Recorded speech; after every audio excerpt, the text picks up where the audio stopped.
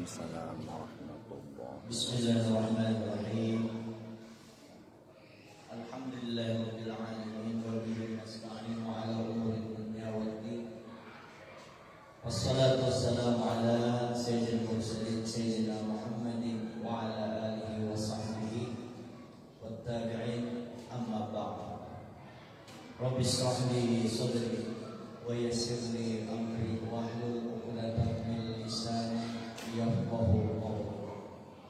Qala al-mu'allif rahimahullah ta'ala wa nafa'ana bihi wa bi'ulumihi fid-dharain amin. Wal maqalatul tsalitsah al-tsaniyah 'ashara an Yahya bin Mu'adz ar-Razi rahimahullah ta'ala.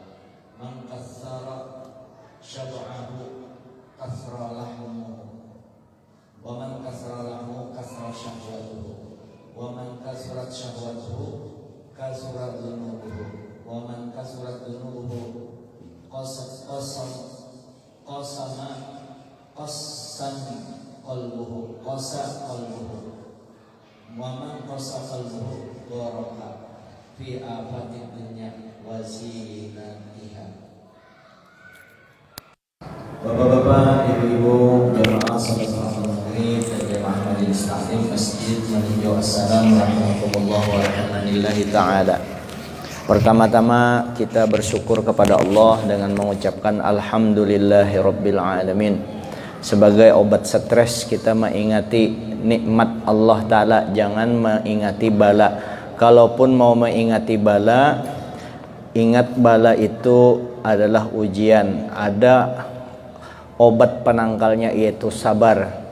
Dengan sabar jadi bala, obatnya sabar. Sabar lebih pahit daripada racun, tapi wa akhiru ahla minal asal, akhirnya lebih nyaman daripada madu. Sabar isinya rahmat, rahmat isinya pahala, pahala isinya surga. Oh, berarti bala ujian itu surga juga. Berarti orang kada bakalan sedih. Memang kalau pakai sabar pasti sakit. Nah, di atas sabar ada namanya hilm. Nah, itu hilm. Nah, semua ini masuk ke dalam bersyukur. Banyaki bersyukur kepada Allah supaya jangan stres. Amun stres lakas mati. Kemudian salawat dan salam kita sampaikan kepada junjungan kita Nabi besar Muhammad sallallahu alaihi wasallam beserta keluarga, sahabat dan orang-orang yang mengikut beliau sampai akhir zaman kelak. Bismillahirrahmanirrahim. Nawaitu an a'takifa fi hadzal masjid ma dumtu fihi lillahi ta'ala. Sengaja aku beriktikaf di masjid ini selama aku di dalamnya karena Allah Ta'ala. Sebelum meneruskan pembacaan menyambung bacaan kajian kitab Nasaihul Ibad, Nasaihul Ibad, ada beberapa hal yang penting disampaikan. Pertama, walaupun ini sudah berkali-kali, perlu mengingatkan bahwa kalau khususnya untuk sembahyang nih, kalau tertinggal misalnya pian tertinggal kada sempat ruku bersama imam, maka tambahi rakaat itu. Walaupun sempat tapi kada bersama, jadi tambah rakaat itu. Itu yang perlu diingatkan lah. Misalnya kita hanyar datang Allah, begitu Allahu Akbar, imam sudah ruku. Imam kan sudah ruku. Nah, langsung aja ruku. Jangan bebacaan, langsung ruku. Sempatkan ruku bersama imam plus tambah tumak ninah. Apa arti tumak ninah? Bertahan sekadar lamanya kira-kira orang membaca subhanallah, begitu. Jadi begitu imam Allahu Akbar, sudah ruku imam, kita langsung Allahu Akbar. Nah, ini dapat rokaat. Kalau sempian imam sudah ruku, kita Allah, imam sudah naik, maka ini menambah rakaat. Itu yang perlu diingat, dan ini aturan fikih. Kadang-kadang orang karena kada mau atau tidak mau tahu atau terlanjur Allah Ta'ala itu kurang lebih, ini aturan dari syariat Tuhan juga, lalu kada mau memakai. Ngelesnya apa? Allah Ta'ala maha tahu. Nyamana biar orang kada sembahyang gini, Allah Ta'ala hendak maampuni. Kau aja Cuma masuk kayak di aturan, ini aturan sembahyang. Jadi kalau misalnya imam Allahu Akbar jar, kan kita baru kita turun Allahu Akbar, naik imam sudah, padahal bersama imam itu kada dapat juara rakaat. Kenapa? Tidak sempat tumak ninahnya tidak dapat. Makanya disarankan artinya disunnahkan bagi imam ketika ruku itu dilawasi, apalagi memang tahu dia bahwa ada orang baru masuk ke jamaah, maka dia beri kesempatan orang itu supaya sempat ruku bersama dia. Jangan kira Allahu Akbar ujar imam, Allahu Akbar, kira-kira hanya sekalinya membaca Subhanallah, pas turun kada sempat, kasihan orang itu kada dapat rakaat di situ. Nah ini bisa dipaham lah, ini yang penting nih. Dan itu kenapa setiap saya menemukan paksa kita menyampaikan di pengajian secara umum. Kadang-kadang ditagur berhadapan. Tapi ini fatal kan, seharusnya nambah tapi kada menambah. Yang kedua, kekanakan yang kada bersunat. Kita tahu, yakin kayak ini Ahmad ulun tahu kalau kada bersunat. Kapan anak-anak itu bisa membatalkan sholat orang yang kena inya? Kayak itulah. Kalau kena kekanakan batal sholat, tunggu dulu. Kekanakan yang kayak apa? Kekanakan anak-anak yang baik anak-anak siapapun orangnya, biasanya kan kekanakan yang belum sunat. Ya kalau orang dewasa gin kalau belum bersunat batal juga mun bersentuhan. Batalnya sampai batas mana? Sampai batas dianggap lama bersentuhannya. Dianggap lama. Batalnya sampai batas mana? Anak-anak yang butuhnya kulub. Butuh kulub itu artinya belum disunat. Nah, butuh kulubnya itu waktu dia kencing tetap tertutup. Kalau anak-anak itu waktu dia kencing dibilak oleh abahnya atau mamanya, hanya dibasuhi bagian dalamnya baru ditutup lagi. Itu kada jadi masalah, aman aja biarnya bersentuhan. Tapi adakah orang membasuhi anaknya kayak itu? Kalau ada memang, atau pian bisi laki belum bersunat. Jadi setiap inya membasuh. Ya kalau ayah Haji Kintul sudah bersunat, kalau nya belum bersunat dibilak butuhnya hanya disiram. Ini kan kalau belajar fikih kayak itu tuh supaya jelas. Kan ini lain bubuan gubernur presiden juga yang di belajaran ini papadaan kita juga. Jadi butuh itu kalau dibilak yang belum bersunat, misalnya orang mu'alaf belum sempat bersunat, ini anak sembahyang, dibilak dulu. Kalau kawa dibilak sudah bekamih dulu, sudah bekamih hanyar dibilak, imbah dibuka nang kayak pisang tuh dibuka, hanyar disiram bagian itu, hanyar tutup lagi karena bagian kepala itu bagian zohir, hanyar ditutup. Nah itu kalau bersentuhan kada apa-apa. Yang jadi persoalan kalau anak-anak itu belum bersunat bersentuhan dengan kita, sampai batas mana yang bisa membatalkan, ya kan? Sampai batas mana yang bisa membatalkan. Nah ini bisa diatur. Sini Kam, contoh. Nah ini orang ganteng nih, jadi dua orang ganteng berdekatan. Nah ini belum sudah bersunat kalau tapi belum juga kah? Nah belum juga. Nah, ikam bakami dibilak lah kada. Nah, berarti ini termasuk salah satu kalau bersentuhan lawas ulun kira sudah bersunat. Jadi kam misalnya kam berapat dengan om, berapat om. Kam keo aku aja om. Om. Sebab kalau bebinan mendengar om itu kan keren. Amun guru orang takutan om itu bisa ada kesempatan nambah bine. Nah, coba ikam rapat lawan aku. Disentuh aku bersentuh kayak ini misalnya. Bersentuh. Kapan sentuhan yang dianggap membatalkan sembahyang? Karena kenapa sampai anak itu ini kan kada najis, tapi dibutuhnya najis di bagian kepala. Kapan ini sampai membatalkan? Ketika sentuhannya lama. Lama coy kam sentuh. Nah, sentuh begitunya nyentuh bejauh kada apa-apa. Tapi kalau sentuhannya bersentuh kayak ini batal. Itu dianggap lama. Batal, apakah wudunya batal? Sembahyangnya aja batal, bertakbir lagi bahasa. Takbir ulang. Bertakbir, ulang. Kalau berada di tengah-tengah jamaah, rakaatnya sudah rakaat terakhir, rakaat terakhir, kau mau hendak. Kalau pinangalih, teruskan aja umpat imam pura-pura, ya kan?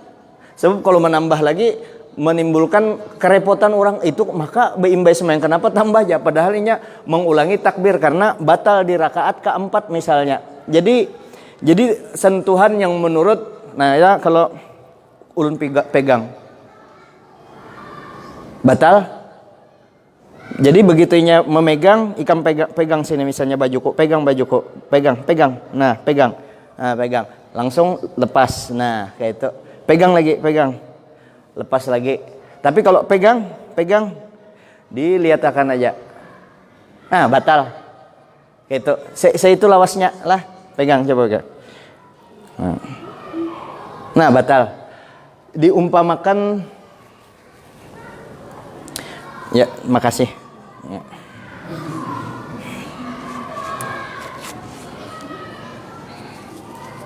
Tahi cacak karing gugur pian di atas tuh. Nah, gugur di sini. Ini tahi cacak karing menurut mazhab Syafi'i najis, menurut mazhab Maliki kada ya kala. Nah, tahi cacak. Nah, di sini gugur tahi cacak karing, kada basah. Tidak basah. Begitu jatuh tahi cacak karing langsung. Nah, itu kada batal. Kada batal. Tapi kalau jatuh, lihatnya kenapa ini ada hitam, dilihatkannya aja. Batal. Atau ini menjatuhkan masuk ke kantongnya. Kada kawa dia apa-apai lagi sudah. Dulu minta maaf lah, ini lain gawian ulun, itu gawian kawal yang lain. Dulu waktu di pondok bubuhannya lain ulun. Bubuhannya tuh ini kawal nih digoda di apa kada mau ketawainya, tahan kada ketawa. Kayak apa caranya? Bubuhannya kan paham di fikih. Kayak apa caranya supaya kawal nih kalah? Ambilkannya teh cacak, disapuakannya di sini, selesai, batalnya. Itu bubuhannya bagagayaan itu rame. Nah, jadi itu kalau ada kekanakan yang belum bersunat tapi itu diyakinakan. Andai kata ini kan sudah tahu batakon. Yang kalau ini nyata. Kalau anak-anak ini bersunatkah kada, bersunatkah kada, ambil yang kada. Ambil yang kada, ambil yang bersunat. Diambil yang ringan. Kalau yang kayak ini kan nyata belum. Kalau kayak ini apalagi ulun padahkan dasar belum bersunat.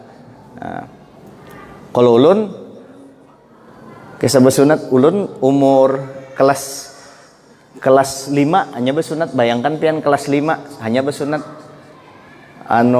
Sampai Habib Umar dulu menyunat, sampai ujar sidin, "Mak jar ganal sudahlah," sampai sasak wadahnya itu itu supaya sekaligus promosi. Astagfirullahaladzim.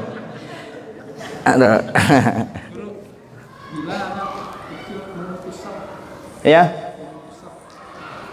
memutus sab, kalaunya bandak di situ.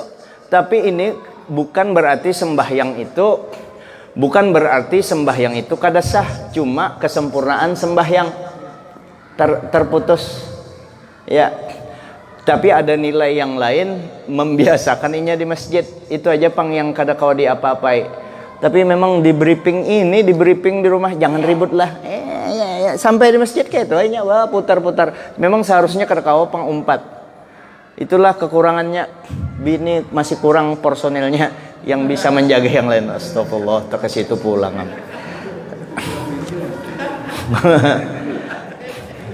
Mama Jenab, mana Mama Jenab?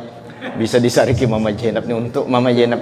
Ulun di hadapan Mama Jenab tuh singa padang pasir, tau lah tuh. Gampang wani kita. Tapi kita wani aja. Kalau deng aja kada wani.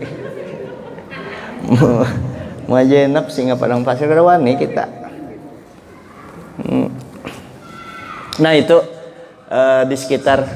Terus ibu-ibu, nah ini ibu-ibu lagi. Kembali mengatakan biar sedikit 3 kalau dapat.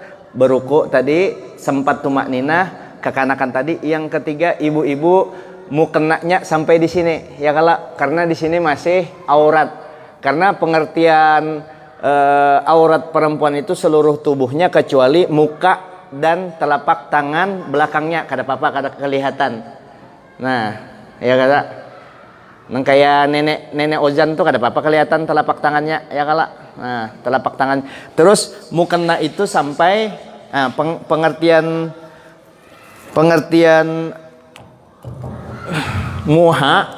muha itu panjangnya dari batas tumbuh rambut sampai di bawah dagu, dan lebarnya di antara dua telinga ini. Itu pengertian, itu juga muka yang digunakan untuk wudu.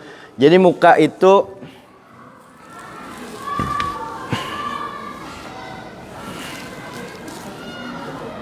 bebinian. Nah, di sini maikatnya nah di sini. Jangan di sini. Kalau di sini masih kelihatan nih, ini aurat cukup besar.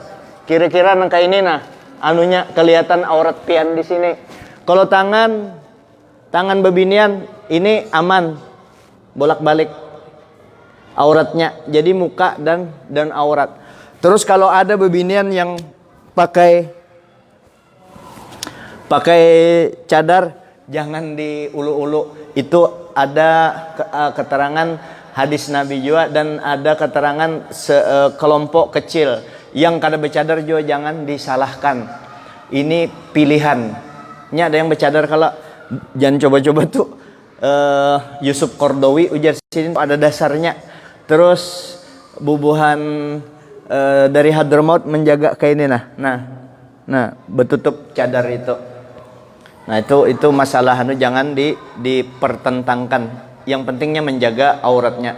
Cuma yang bercadar aja ikam mengatakan mana bubuhannya pakai cadar, batinnya dicadari juga. Artinya Nabi diumpati gawian Nabi, hati ke Nabi, jangan hati ke orang barat. Mau kayak aja maka aku bercadar, kayak apa ikam hati ikam ke dunia, maka sudah bercadar. Hendaknya banyak ya akhirat, tapi banyak dunianya, rugi ya kalau. Tapi alhamdulillahnya mau bercadar. Alhamdulillah mau bercadar. Mungkin dengan bercadar itu akan tambah baik. Yang yang kada bercadar, yang bercadar aja disuruh juga, yang ikam sudah kada bercadar lagi, apalagi kada berjilbab, makinnya disuruh baik-baik. Hadirin yang dimuliakan Allah Subhanahu wa taala. Daripada Yahya bin Mu'az Ar-Razi rahimahullah taala, barang siapa mangkassara syaba'ahu kasuralahmuhu. Barang siapa banyak kanyangnya, maka banyak juga dagingnya. Artinya belamak. Bi khilafi man kasara aklahu bisa bahaddati zikri. Berbeda karena ada orang yang memperbanyak makannya karena disebabkan batas zikir. Fala yadurru, maka kada berbahaya. Li annal ba'dal awliya tariqatuhum kasratul akli li sur'ati inhidamit ta'ami bihararati asari zikir. Jadi kalau ada orang makan berbeda, karena kalau orang berzikir kada banyak makan maka akan banyak lemaknya, banyak gemuknya. Berbeda dengan orang yang memperbanyak makannya dengan sebab batasan zikir, maka kada apa-apa. Karena sebagian wali itu torekohnya jalannya banyak makan karena supaya mempercepat, karena cepatnya hancurnya makanan dengan panasnya bekas zikir tadi. Jadi ini untuk dipakai diri kita sendiri. Artinya makan diatur, jangan sampai kerasukan makan itu. Karena fa innahu kannari bi khilafis salati 'alan nabi fa inna atharuha baridun. Berbeda dengan orang yang banyak selawat kepada Nabi, itu dampaknya, pengaruhnya itu dingin. Kalau selawat dingin, kalau zikir panas. Jadi kalau orang ahli zikir itu panas. Nah jadi bagaimana? Ini pengajaran untuk pribadi kita masing-masing. Artinya makan tadi ya kalau bisa diatur makannya. Jangan terlalu banyak makan. Di sini kan kayak itu kisahnya. Hanya memberitakan siapa yang banyak makan, maka dagingnya banyak juga, belamak. Berbeda tadi orang banyak makan karena zikir. Orang zikir itu makanannya cepat hancur. Orang banyak zikir. Jadi kalau kita melihat orang gancang makan, langsung pakai yang ini. Oh, sidin banyak zikir. Nah, pian jo kalau disampai mak gancangnya, aku nih ahli zikir, orang zikir cepat hancur makanannya, gitu aja anunya alasannya. Nah, waman kasura lahmuhu, barang siapa yang dagingnya banyak, kasura syahwatuhu, syahwatnya besar. Falladhi yutfi'u syahwa wal ju', maka yang memadamkan syahwat itu yaitu lapar. Waman kasurat syahwatuhu, siapa yang banyak syahwatnya, kasura dzunubuhu, maka banyak juga dosanya. Wahia allati tahjubuhu anillahi ta'ala, tuhjibuhu anillahi ta'ala. Nah, banyak dosa itulah yang mendinding dia daripada ingat kepada Allah Subhanahu wa taala. Kesimpulannya, banyak makan banyak dosa karena akhirnya. Karena orang banyak makan dagingnya banyak, orang banyak dagingnya banyak dosanya, banyak syahwatnya, orang banyak syahwatnya banyak dosanya. Kemudian orang yang waman kasura dzunubuhu, barang siapa yang banyak dosanya, qasa qalbuhu, maka hatinya mati, keras. Falam yaqbalil mawa'idha, dia tidak bisa menerima nasihat-nasihat. Kebanyakan makan, apalagi itu makan yang halal, mengakibatkan syahwat tadi. Kalau makan yang haram, na'udzubillah min dzalik, mudahan kita beratan dilindungi Allah Subhanahu wa taala daripada makan yang halal. Kada jo memadahkan diri kita paling selamat daripada yang haram, kada. Cuma begini aja, apa yang jelas-jelas itu aja sudah, pakai fikih aja, kada usah yang terlalu hebat lah. Yang di awal aja dulu, tingkat pertama, level awal, yang jelas-jelas lain anggit kita jangan diambil, selesai, selamat tuh. Selamat, jangan sama sekali diambil. Jangan melihat banyaknya sesuatu, jangan, apalagi kita bisa menjaga, jangan sama sekali diambil. Itu akan merusak kita, mengalihi kita, mengeraskan hati kita. Memakan yang ampun orang. Nah, kita ingat-ingatkanlah, kada menuduh, karena tersinggung bubuhannya. Yang bagian di kantor gubernur, di kantor presiden, di kantor wali kota, beratan mengingat akan bubuhan-bubuhannya yang di bidang melelang apa ini, melelang proyek ya. Kalau bisa jangan lagi mencatut-catut bubuhan pengusaha itu, duitnya itu bujur tuh kada beberkah. Buktikan omongan ulun, ludahi muka ulun kalau kada anu. Ini sebab kalau kada dianukan kayak ininya kada percaya kena. Buktikan, coba akan, misalnya Pak Peri pengusaha, ulun di kantor wali kota mau memborong jalanan, mesti di ikam harus bari aku dulu duit kalau hendak lelang. Orang sudah menang lelang, kada dikeluarkan anunya, harus bayar dulu. Nah, duitnya tuh pakai aja, kada beberkah.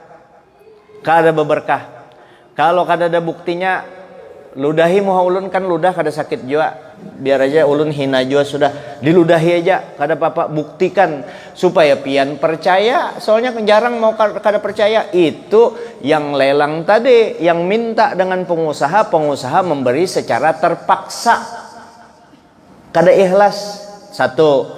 Yang kedua, kalau pian di kantor memarap, menyuntan, mengambil apapun namanya, tahu kada usah belajar, kada usah bertakun lawan guru, sudah tahu pian bahwa itu ampun kantor, pian ambil, pian cuntan, KPK kada tahu, KPK kada menangkap, itu kada bakalan menangkap, dan ini di luar prosedur aturan, haram diambil.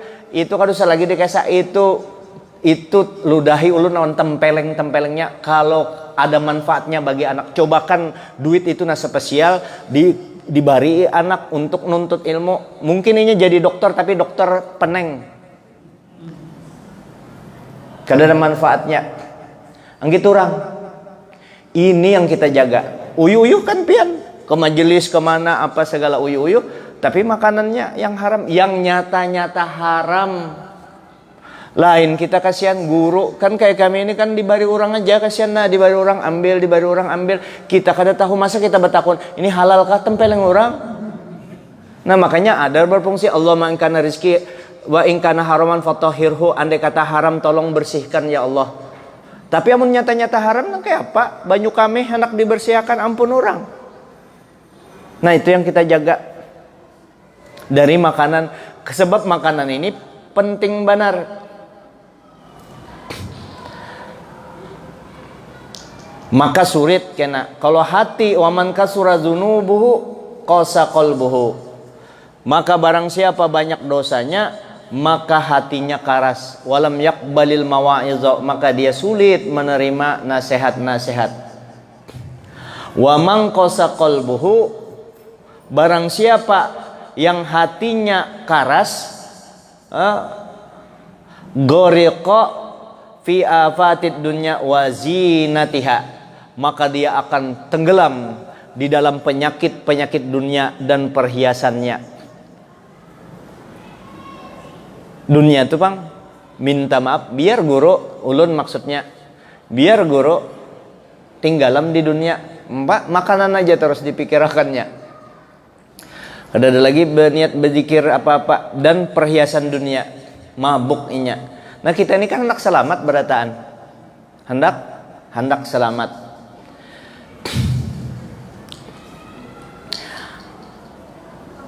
Al-maqalatus salisata asyarah an Sufyan ats-Tsauri rahimahullah taala, dari Sufyan Tsauri rahimahullah taala annahu qol, sesungguhnya beliau berkata, ikhtarul fuqara ay alladziina radau bil faqri,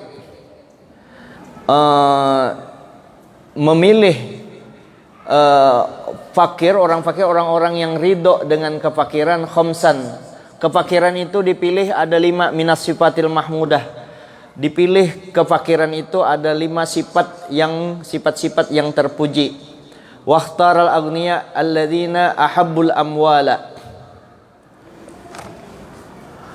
dan memilih orang sugih, orang-orang yang mencintai harta. Khamsan juga 5 minas sifatil mazmumah, daripada sifat-sifat yang tercela. Jadi pilihan orang fakir ada 5 sifat dari kefakiran itu, sifat yang terpuji, yang bagus untuk orang fakir, dan ada 5 sifat yang kada baik untuk orang sugih. Yang pertama, waqtaral fuqara rahatan nafs, artinya biar aku sudah miskin, tapi ini bukan keputusasaan. Artinya dengan aku kada tapi berduit nih, kada muyak aku memikirkan duit, memikirkan dihisap orang kena. Nah itu keuntungannya orang fakir. Tapi jangan hendak fakir lah. Nah, jangan jadi orang fakir. Litahammulatil insan. Jadi bisa istirahat, diri istirahat kada tapi uyuh. Kada tapi uyuh. Ini kada fakir berpikir berpikir hubut dunia benar ya, mabuk fakirnya ya, peneng sorangan. Jadi awak istirahat kada tapi uyuh, itu keuntungannya orang fakir. Yang kedua, wa faragatul qalbi ay minat saqali, kana Rasulullah sallallahu alaihi wasallam yaqulu Allahumma inni as'alukal aisyar rafi'a wal bala wal farigh. Karena Nabi minta, ya Allah ulun minta kehidupan yang diangkat, yang mulia, dan hati yang lapang. Nah hati yang lapang itu orang yang kada bisi harta. Jadi 2, awak kada uyuh, hati lapang untuk orang miskin. Wa ubudiyatur rabbi wa khifatul hisabi yaumal mahsyar. Dan inya nyaman menyembah Tuhannya dan ringan hisapnya pada hari kiamat. Apa yang dihisap? Duitnya kadada. Jadi nyaman orang fakir. Fakir ini sementara aja di dunia, tapi jangan berniat jadi orang miskin.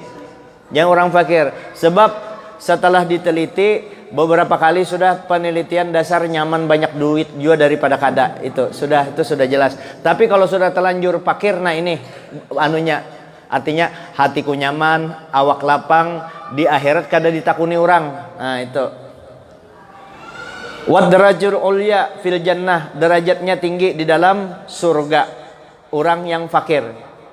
Ya, sebab Nabi minta apa ujar Nabi, kumpulkan halau ulun kena bersama orang miskin, ujar Nabi.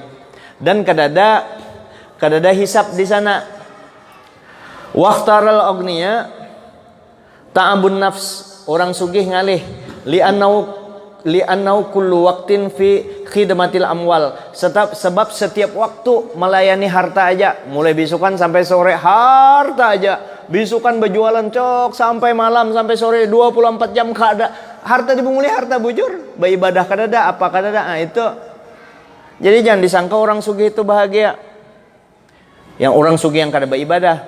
Wa syughlul qalbi fi tafkiril amwal, hatinya repot memikirkan harta aja. Tapi kalau orang sugih hartanya dibelanjakannya, hartanya langsung ngomong terima kasih lah, dulu aku ikam jaga, sekarang aku jaga ikam, terima kasih, dulu aku hancur, sekarang abadi setelah diberikan harta tadi. Tapi ketika inya harta untuk dunia juga, maka hatinya sibuk. Wa ubudiyatud dunya, maka dia orang harta tadi tidak lagi menyembah Tuhan, menyembah dunia. Orang banyak harta yang kada berilmu, yang kada beribadah tadi. Kemudian faman ahabba syai'an fahuwa abduhu, barang siapa mencintai sesuatu maka dia hambanya. Kita cinta kepada harta, maka hamba harta.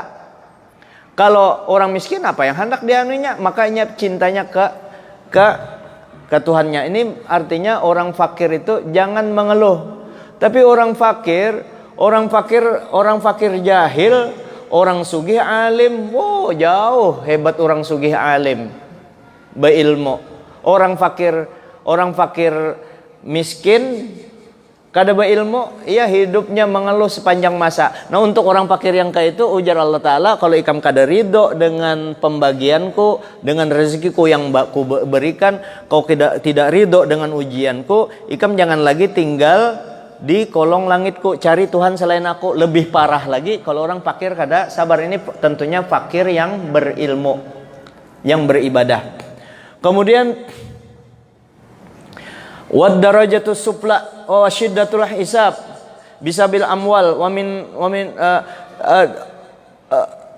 inya ngalih wa syiddatil hisab, diteliti benar, sangat diteliti, karena orang bisi harta di mana dapat, kemana menggunakan, di mana dapat, kemana menggunakan, di mana dapat, kemana menggunakan, di mana dapat, kemana menggunakan, di mana dapat, kemana menggunakan. Itu 40-50 tahun di dalam kubur ditanya, jadi stres. Pian hidup di dunia, pada harta ini dinikmati di dunia. Coba umur produktif kita umur 25-an, lulus S1, S2 lah, anggap 25 mengumpul harta 15 tahun, 20 tahun anggap sugih sudah. Seperti contoh Pak Khairul Tanjung lah, sugih kalau sudah pada saat sugih sidin tua sudah. Jika ada nikmatnya ditanya di akhirat, makanya harta itu kalau berlebih bagikan. Kemana dapat, di mana menggunakan. Kalau dapat dari halal, kemana menggunakan, ke haram pukuli orang. Dari mana dapat, dari halal, menggunakan yang halal, dapat nikmat harta itu. Di mana dapat harta dari yang haram, kada lagi ditanya kemana menggunakan. Nah yang ini harus kita jaga sama sekali. Nah syiddatul hisab bisa bil amwal wa nukishal hisab azab uziba wa man ahabba syai'an uziba bihi. Nah wadratus supla, orang yang sugih tadi derajatnya rendah, wahiyat dunya li'annahu bin nisbatid darajil akhirah, dia derajah supla yaitu derajat yang rendah karena derajat hanya di dunia.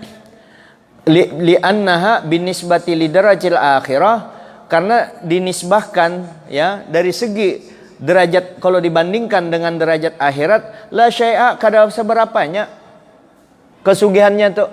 Artinya orang tuh bisi duit 1.600 triliun, punya uang 1.600 triliun.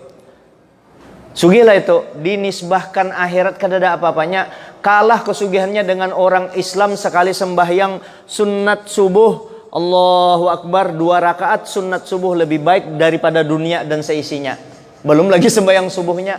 Jadi kita harus yakin-yakin bahwa apa yang kita lakukan di akhirat ini, untuk akhirat ini kada ada apa-apanya di dunia itu. Cuma kita dilarang sombong. Ya kalau tuh, bayangkan duit 1.600 triliun, pelit lagi. Pelit banar. Kada pernah membawa bininya ke bioskop karena kawalnya, ini orang sugih lah, aturan orang sugih yang di sana. Bini kawalnya ke warung kada pernah membawa duit bertriliun. Buntat banar orang ini, pelitnya setengah mati. Padahal 1 triliun itu aja kalau dibelanjakan selama 20 tahun, pian bisi duit 1 triliun. Belanja mulai hari ini, nah ada duit pian 1 triliun. Pian belanjakan selama 20 tahun, setiap hari pian berbelanja 120 juta, hanya habis 20 tahun membelanjakan. Banyaknya duit itu, iya masih aja gemar di dunia. Bila juga dibelanjakan, dibari-bariakan non keluarga dengan ini, bantu supaya jangan ada orang miskin. Minimal zakatnya lah dikeluarkan, zakatnya. Ya kalau tuh, terus peringatan juga, jangan sarik lah bubuan bubuan bas, las. Ingat-ingat, jangan dikelola zakat fakir miskin, begitu dapat bagikan ke fakir miskin. Kenapa jar? Buktinya masih ada orang miskin yang masih minta tolong. Nah itu ikam tanggung jawab, jangan dikelola harta orang miskin tadi, dibagikan ke madrasah habis. Karena lagi potong memang, ayo diperhitungkan gaji pegawai di badan amil zakat. Tapi alhamdulillah bubuannya memang ulun kada mau juga ya kalau tuh. Memang kada mau, ingatilah, ulun kada mau jadi anggota badan amil zakat walaupun ulun berhak untuk itu.